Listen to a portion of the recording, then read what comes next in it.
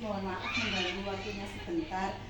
Begini Bu Titi, saya saat ini kan sedang mengikuti pendidikan calon guru penggerak angkatan 10. Nah, di sini saya mendapatkan tugas untuk mewawancarai kepala sekolah sebagai pemimpin dalam pengambilan keputusan yang berbasis nilai kebajikan. Bu Titi ada waktu? Insya Allah. Mohon bantuannya ya Bu Titi.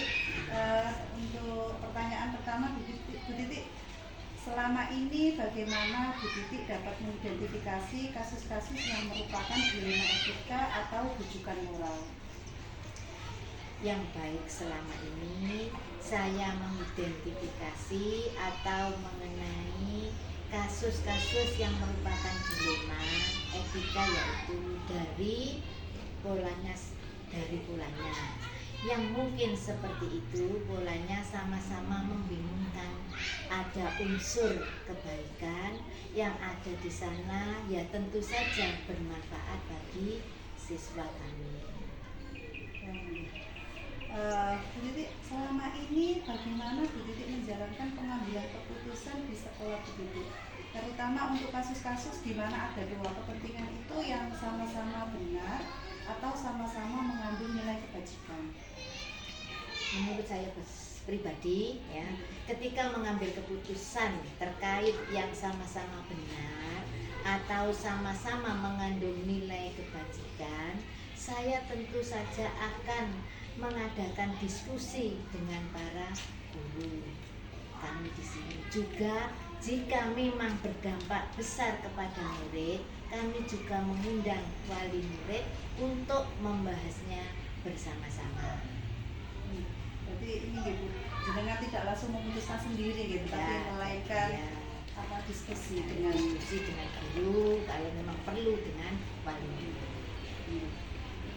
Untuk selanjutnya Bu Titi, langkah-langkah atau prosedur seperti apa yang biasa Bu Titi lakukan selama ini? Seperti yang saya sebutkan tadi, ya, salah satunya yaitu kita berdiskusi dengan para guru. Ketika ada permasalahan, kita melakukan diskusi dengan para guru di sini atau dengan stakeholder, ya, masa-masa masing-masing, dari kita ambil kesimpulan terbaik untuk menyelesaikan kasus ini. Kita koordinasi lagi ya, koordinasi, jadi tidak semua saya yang bisa memutuskan, lewat diskusi musyawarah. Selanjutnya Bu Titi, hal-hal apa saja yang selama ini jenengan anggap efektif dalam pengambilan keputusan terhadap kasus-kasus dilema etika? Karena untuk mengambil keputusan kita melakukan komunikasi dan diskusi, semua hal yang belum kita pikirkan bisa jadi sudah dipikirkan oleh orang lain. Begitu juga sebaiknya. Jadi menurut saya diskusi itu sudah sangat baik, ya, sudah sangat bermanfaat dan efektif agar keputusan yang diambil bermanfaat baik untuk semuanya. Lantas Bu Titi, tantangan seperti apa yang selama ini mempengaruhi Bu Titi dalam pengambilan keputusan? Tentunya kan pasti ada tantangannya, begitu Bu. Menurut saya pribadi, ya, selama ini tantangan dalam pengambil keputusan itu pada kasus-kasus yang mengandung dilema etika. Itu adalah pendapat atau keputusan kita itu tidak sejalan dengan pemikiran orang banyak, ya. Kadang kita anggap itu keputusan itu baik, belum tentu keputusan orang lain itu bisa baik juga. Jadi adanya perbedaan pendapat itu ya Bu Titi, ya.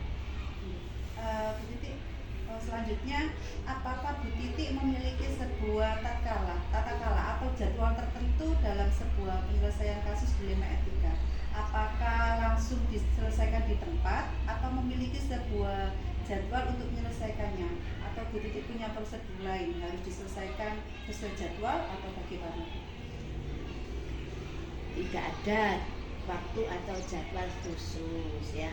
Namun jika ada masalah terjadi harus segera kita selesaikan agar permasalahan tidak menumpuk.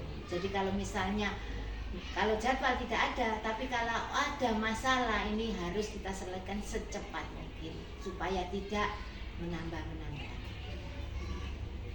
So, ketika masalah itu harus segera diatasi, Ya. langsung jenengan selesaikan gitu ini. Lebih cepat lebih baik. Ya. Biar tidak semakin Jadi tidak menyimpan menunggu, tidak menjadi PR ya, tidak menjadi PR. Biasanya kalau masalah tidak diselesaikan besok ada lagi ya, tambah menumpuk. Jadi kalau ada masalah langsung aja kita selesaikan.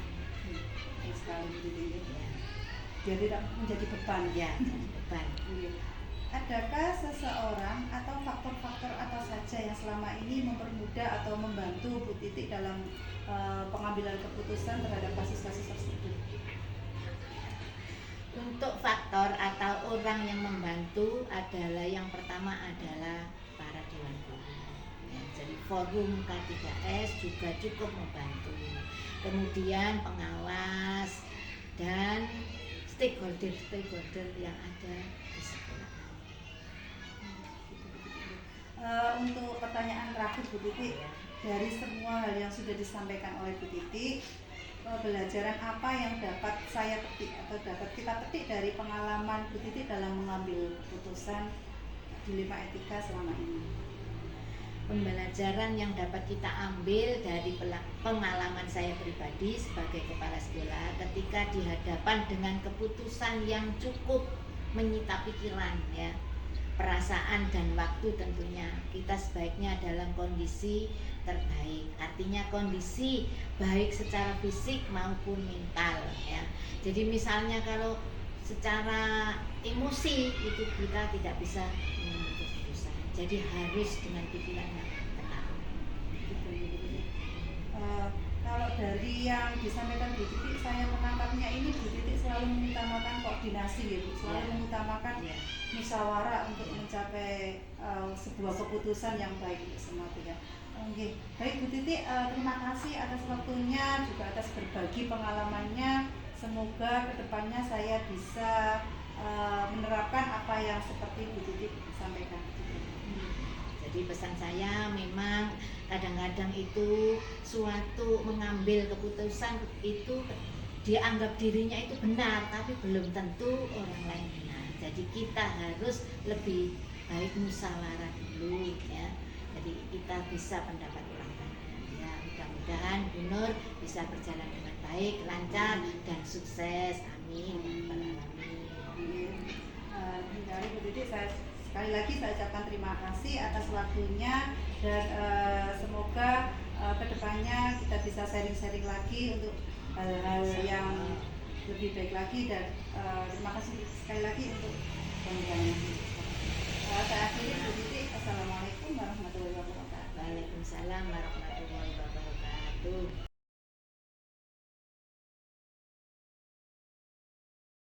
Assalamualaikum Bu Muni, selamat siang. Bagaimana kabarnya hari ini? Waalaikumsalam warahmatullahi wabarakatuh. Alhamdulillah sehat, Nur.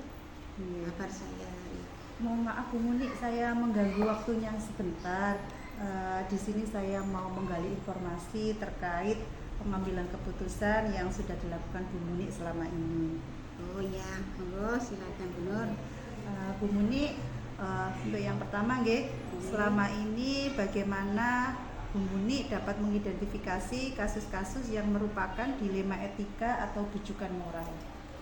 Ini Bu Nur, berdasarkan kasus yang terjadi adanya dilema etika karena harus memutuskan di antara pilihan yang sama-sama memiliki alasan yang masuk akal, sehingga untuk mengidentifikasi antara dilema etika dan bujukan moral dapat dilihat dari alasan pembuatan keputusan. Jika ada alasan yang masuk akal dan dibenarkan, maka masuk ke dalam dilema etika. Sedangkan jika alasannya tidak sesuai, maka ke dalam bujukan moral. Begitu ya Bu Muni. Selanjutnya nggih Bu Muni, selama ini bagaimana Bu Muni dalam menjalankan pengambilan keputusan di sekolah jenengan, terutama untuk kasus-kasus di mana ada dua kepentingan yang sama-sama benar atau sama-sama mengandung nilai kebajikan. Gini, dalam menjalankan pengambilan keputusan kita itu harus dimusyawarahkan dulu dengan seluruh guru, karena di sini saya tidak sendiri dan keputusan tersebut harus mengandung kebaikan bagi setiap orang itu. Gitu nih Bu Muni. Iya. Lantas langkah-langkah atau prosedur seperti apa yang bisa Bu Muni lakukan selama ini? Gini Bu Nur, saya telaah dulu permasalahannya, siapa yang terlibat dan penyebab permasalahan itu. Saya berdiskusi dengan semua guru, itu menurut saya. Lantas Bu Muni, hal-hal apa saja yang selama ini merupakan tantangan dalam pengambilan keputusan pada kasus-kasus dilema etika Bu Muni? Nah, tantangan dalam pengambilan keputusan adalah adanya perbedaan pendapat antara kami semua, namun keputusan tetap diambil dan semua harus menerima dan melaksanakan dengan tanggung jawab. Betul sekali Bu Muni ya, meskipun berbeda pendapat Iya, tetapi tetap iya. harus dilaksanakan keputusan itu. Selanjutnya Bu Muni, apakah Bu Muni memiliki tata cara atau jadwal tertentu dalam menyelesaikan sebuah kasus dilema etika? Apakah Anda langsung menyelesaikan di tempat atau memiliki sebuah jadwal untuk menyelesaikannya, bentuk atau prosedur seperti apa yang Bu Muni jalankan selama ini? Ya, sebenarnya itu tidak ada jadwal khusus Bu Nur dalam penyelesaian kasus dilema etika. Tergantung masalah yang kita hadapi dan kita langsung didiskusikan bersama-sama itu. Lantas adakah seseorang atau faktor-faktor apa yang selama ini mempermudah atau membantu Bu Muni dalam mengambil keputusan dilema etika tersebut Bu Muni? Wah, banyak sekali pihak yang membantu saya dalam mengambil keputusan, yaitu semua dewan guru, yayasan, dan wali murid semua. Bu Muni, dari semua hal yang telah disampaikan oleh Bu Muni, pembelajaran apa yang dapat Bu Muni petik dari pengalaman Anda dalam mengambil keputusan dilema etika? Ya begini, bagaimana cara menyikapi permasalahan yang muncul secara tiba-tiba, dan kita harus juga melihat nilai-nilai yang terkandung penyampaian yang kita lakukan kepada lawan bicara. Juga harus santun dalam berbicara, gitu. Ada dengan alasan yang relevan dan masuk akal sehingga orang lain dapat memahami, serta pentingnya musyawarah bersama warga sekolah untuk mencari solusi yang terbaik. Itu menurut saya. Kalau saya perhatikan Bu Muni ini dari tadi ini nggih, selalu mengedepankan musyawarah untuk mencapai kesepakatan bersama gitu nggih Bu Muni. Iya benar, kita sama-sama bisa membagi ilmu antara panjenengan sama saya. Kita sama-sama bekerja. Ya itu menurut saya benar. Terima kasih. Terima kasih banyak Bu Muni atas waktunya. Semoga pengalaman yang Bu Muni berikan bisa saya ambil pelajaran dan saya terapkan ke depannya. Alhamdulillah, kita sama-sama saling membutuhkan Bu ya. Mohon maaf Bu ya mengganggu waktunya. Assalamualaikum Sama-sama. warahmatullahi wabarakatuh. Waalaikumsalam warahmatullahi wabarakatuh.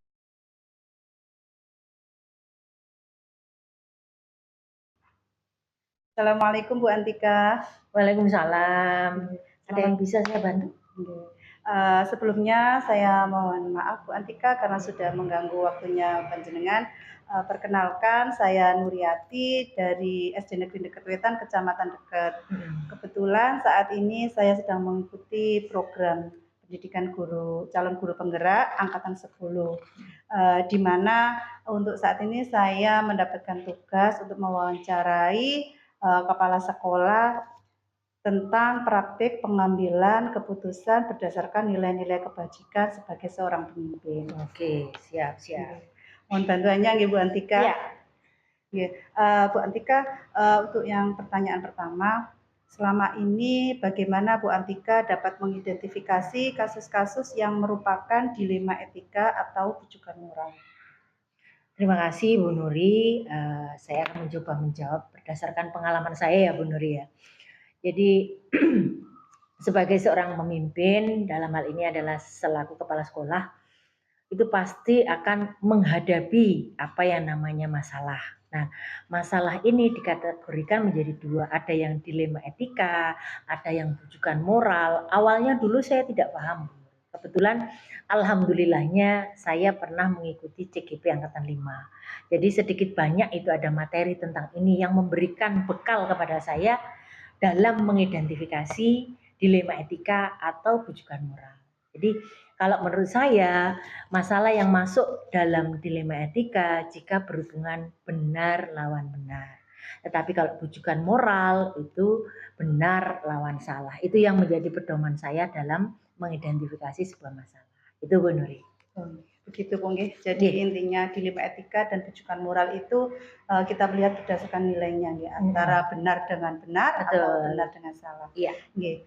Baik Bu Antika, untuk pertanyaan selanjutnya, selama ini bagaimana Bu Antika dalam menjalankan pengambilan keputusan di sekolah, terutama untuk kasus-kasus di mana ada dua kepentingan yang sama-sama benar atau sama-sama mengandung nilai kebajikan.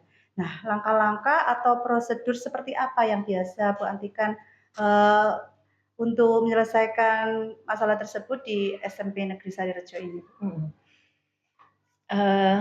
Jadi begini Bu Nuri, panjenengan kan dapat materi 9 langkah pengambilan keputusan itu ya. Kami pun pernah sempat mempelajari itu, tetapi di lapangan tidak semuanya kami laksanakan, hanya beberapa poin-poin terpenting saja. Yang pertama pastinya ketika kita menghadapi sebuah masalah, langkah awal itu kita harus mengidentifikasi nilai-nilai yang bertentangan. Itu yang pertama. Yang kedua, kita harus dapat menentukan siapa saja atau pihak-pihak mana saja yang terlibat dalam situasi tersebut. Kemudian yang ketiga adalah ini yang terpenting, kita harus mampu mengumpulkan fakta-fakta yang relevan yang berhubungan dengan masalah dilema etika yang kita hadapi. Kemudian dari fakta-fakta tersebut kita akan menguji benar dan salahnya. Nah dari sini, dari pengujian ini kita akan mengambil sebuah keputusan. Nah keputusan ini pun tidak kita lepas keputusan ini secara apa ya, kalau sudah diputuskan ya sudah, tetapi kita lihat kembali dengan melaksanakan kegiatan yang namanya refleksi. Itu buat Bu Nuri langkah-langkah yang pernah kita laksanakan di SMP N1 Sarirejo. Begitu Bu Antika, jadi ketika ada permasalahan tidak langsung diputuskan, tetapi melalui tahapan-tahapan, ada identifikasi nilai sampai akhirnya membuat keputusan dan keputusan itu bisa direfleksikan. Betul. Bu Antika, untuk berikutnya hal-hal apa saja yang selama ini Bu Antika anggap yang efektif dalam pengambilan keputusan pada kasus-kasus dilema etika, Ibu? Yang pertama pastinya adalah bagaimana kemampuan kita dalam mengidentifikasi nilai-nilai yang bertentangan tadi. Kemudian pihak-pihak yang terlibat ini akan menjadi apa ya? Seperti bahan pertimbangan, memberikan pertimbangan kepada kita dalam mengambil sebuah keputusan. Kemudian yang terakhir adalah fakta-fakta tadi Bu, fakta-fakta yang relevan yang bisa kita kumpulkan dari kasus-kasus dilema etika tersebut. Kemudian dari hasil ini nanti kita akan bermusyawarah dalam sebuah tim kecil. Itu yang saya anggap paling efektif membantu saya dalam menyusun sebuah keputusan. Oh, nggih, begitu Bu Antika. Jadi adanya tim kecil yang membantu Bu Antika dalam pengambilan keputusan tersebut. Iya. Nggih. Bu Antika, untuk selanjutnya hal-hal apa saja yang selama ini merupakan tantangan dalam pengambilan keputusan pada kasus-kasus dilema etika tersebut, Bu Antika? Ya, ini baru saja terjadi semester kemarin ya, Bu Nuri. Jadi merupakan sebuah tantangan tersendiri bagi saya, kepala sekolah yang baru, dan sudah menerima materi ini dihadapkan masalah yang benar-benar ada di lapangan. Jadi yang menjadi tantangan bagi saya jika muncul situasi dilema etika yang kita kategorikan masuk dalam rasa keadilan lawan rasa kasihan. Misalkan gini Bu Nuri, ketika anak-anak membayar kewajiban mereka, itu kan kalau rasa keadilan semuanya harus membayar, tetapi lawan rasa kasihan. Jadi untuk anak-anak yang tidak mampu maka kita harus membebaskan, itu Bu Nuri. Tetapi kalau kita kasihan semua, nanti tidak ada yang bayar sama sekali, sekolahnya nggak jalan nanti. Jadi ini yang menjadi tantangan terbesar bagi saya saat ini. Bu Antika. Jadi tantangannya adalah rasa keadilan melawan kasihan. Betul. Betul sekali Bu Antika, karena kita harus adil, sementara ada hal-hal tertentu yang menjadi bahan pertimbangan, seperti itu. Bu Antika, untuk selanjutnya, apakah Bu Antika memiliki sebuah tata cara atau jadwal tertentu dalam sebuah penyelesaian kasus tersebut? Apakah langsung diselesaikan di tempat ataukah memiliki jadwal untuk menyelesaikannya atau ada prosedur lain, Bu Antika? Untuk masalah yang ini, jadi kita kondisional, Bu Nuri. Kalau kasusnya, skupnya ringan atau kecil, maka biasanya kami selesaikan dengan guru BK dan wali kelasnya aja, tanpa ada tim kecil.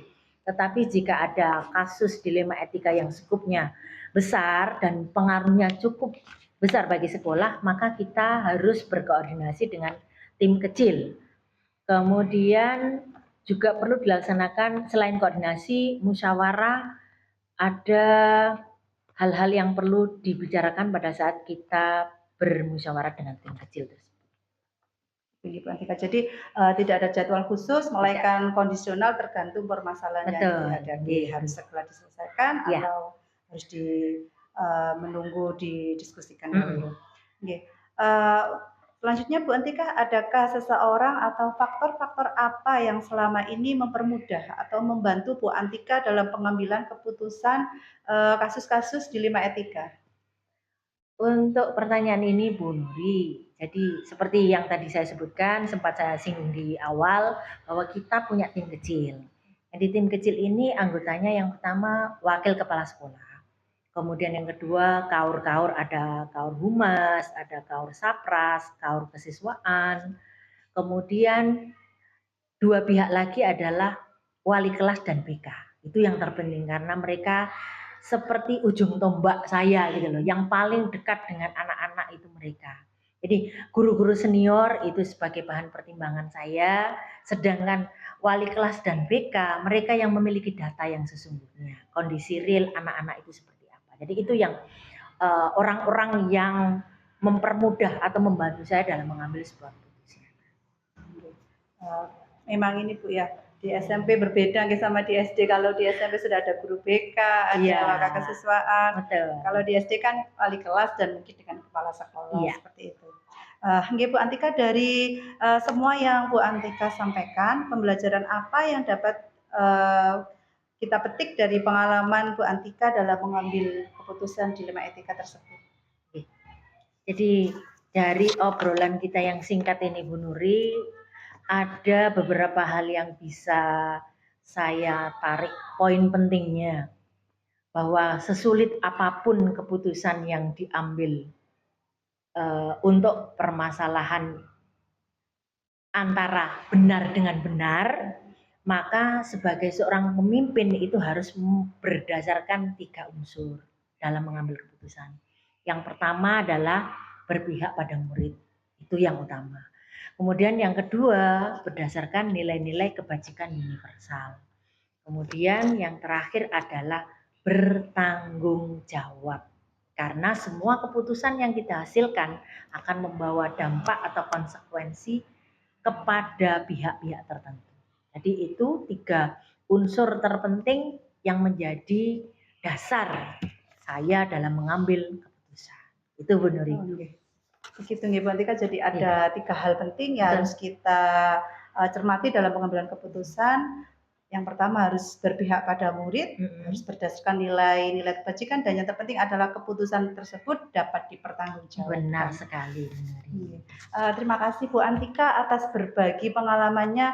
Jadi selama ini saya belajar modul 3.1 itu kan hanya belajar di buku. Benar. Namun kali ini saya mendapatkan pengalaman langsung dari penerapan ke Materinya langkah-langkah ya, tersebut. Iya. Jadi semoga saya bisa mengambil pelajaran atau besok bisa menerapkan Amin. seperti apa yang disampaikan oleh Bu Antika. Pesan saya Bu Nuri, nanti panjenengan akan menjadi pemimpin-pemimpin pembelajaran selanjutnya jika sudah lulus. Nah, materi yang panjenengan dapat di pendidikan guru penggerak ini sungguh luar biasa. Nanti bisa menjadi bekal panjenengan untuk menjadi seorang pemimpin pembelajaran yang jauh lebih baik dari saya. Jadi mudah-mudahan pertemuan singkat kita ini bisa memberikan sedikit manfaat untuk Bu Nuri, terutama dalam menyelesaikan tugas-tugas CGP-nya. Sangat membantu sekali Bu Antika. Nggih. Terima kasih Bu Antika, mohon maaf sudah mengganggu dan enggak apa-apa Bu. Terima kasih sudah sharingnya untuk hari ini. Semoga nanti kita bisa bertemu lagi di sesi yang lain untuk sharing mungkin hal-hal yang lain juga yang saya butuhkan dalam penyelesaian tugas-tugas saya. Kapanpun Bu Nuri membutuhkan data ataupun membutuhkan bantuan saya, kami siap untuk mendukung program pendidikan guru penggerak. Terima kasih Bu Antika. Sekali lagi saya mohon undur diri. Terima kasih banyak dan saya akhiri. Wassalamualaikum warahmatullahi wabarakatuh. Waalaikumsalam warahmatullahi wabarakatuh.